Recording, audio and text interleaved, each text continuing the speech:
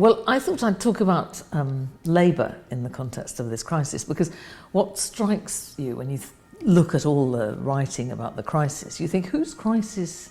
Who is in crisis? Who is in crisis?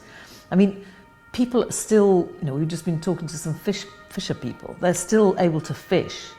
People are still able to teach. I mean, they've still got the capacity. They're not in crisis in the sense of, their capacities, their skills are still there. It's finance that's in crisis. And as a result of that, people are not able to exercise their skills, but we still have those skills. And so it makes you try and think of another kind of economy. What kind of economy would enable those skills to be realised? I mean, in the UK just now, 100,000 public service workers, that's home care workers, teachers, people dealing with waste, dealing with parks, dealing with all the things that people need, have just been made so-called redundant. And they're not redundant, they're needed. It's not as if people's need for care, elderly people's need for care, is suddenly gone, or children's need to be well taught.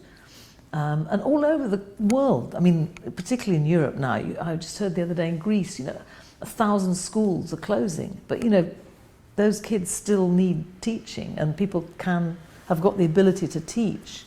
So I think we have to think about a strategy that's based on how to realise the potential that people have in terms of their capacities to meet each other's needs.